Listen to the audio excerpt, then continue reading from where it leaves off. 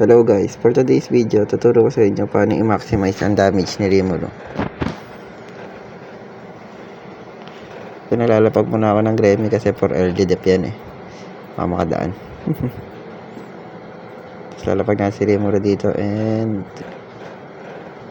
through Dracula.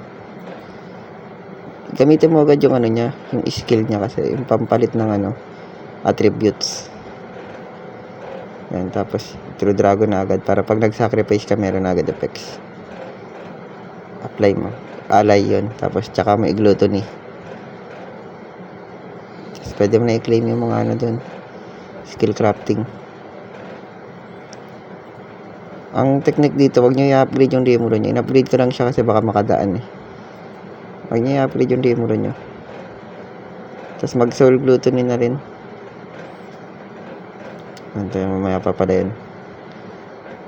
In-upgrade ko na siya kasi pang sacrifice yan mamaya kay Rimuru. Tagal ng cooldown. Kasi kailangan mo talaga i-unlock kasi lahat ng attributes Yan. Fire naman. Dito na rin natin. Tapos click ally. Yan. Minamax ko na yung mga Grammy. Yan, kasi kailangan yun. Pang sacrifice yan mamaya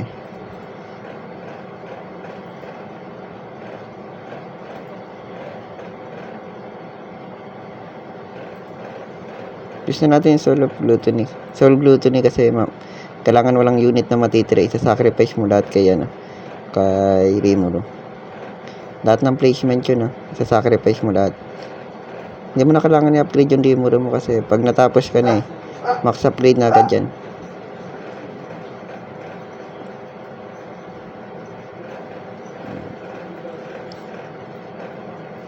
Water yan.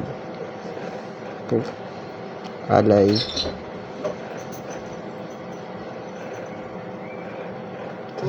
Sacrifice mo ngayon yung kaya mo na yan. Isa na lang, dark na lang ang kulang. Wait na lang natin yung mag-cooldown.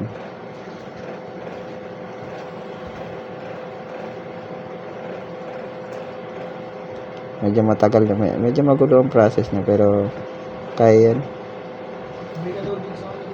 Tagal ng cooldown Medyo matagal ang cooldown. So, glutonin natin yung isa kasi hindi naman na kailangan niya. Malapit na Dark na lang ang kulang. Ngayon, isa-isa natin sacrifice mamaya yan. Patapos nito. Yan, dalapag na natin ngayon yan. Glutonin na ulit, tas ally. Yan, kompleto na.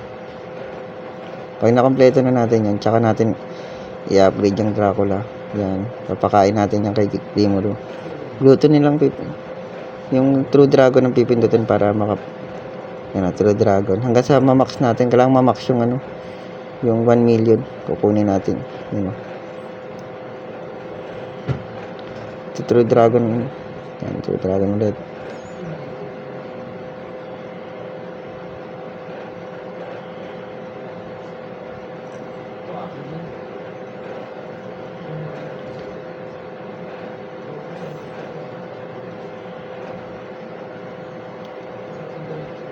Mag-auto max na yan si Rimuru once na masacrifice mo na sa kanya lahat. Magamitan mo na ng Soul Gluttony lahat yung mga yan.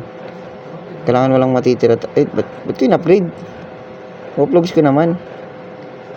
Hindi. Medyo nawala sa loob ko Okay na yan. Naka-record kasi ito Nirecord ko lang ito. Ang hirap Nawala sa loob ko yan. Kapag ka na-max mo na yun, pwede ka nang mamili doon kahit anong piliin mo na.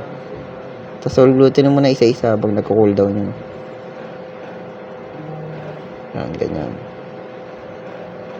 Basta once na last na Soul Gluttony mo kay Rimuru, auto max upgrade na agad siya. Hindi mo na kailangan i-upgrade. Yan, isa-isang pindot lang muna. Kasi kahit ano piliin doon, pwede na yan Mag-auto naman yan Yan, pag last na Soul Gluttony, mag-max upgrade na yun si Rimuru. So, auto max upgrade na diba? Max upgrade na agad siya. Tapos, yan. Papanoorin mo na lang yan. Hindi na makakalabas yan Ang kalaban dyan Ganyan na lang yun. Wala na yan eh. Hanggang sa manalo na. Kaya mo na isolo to kahit 3 unit lang ginamit ko, diba? Kayang-kaya. Basic.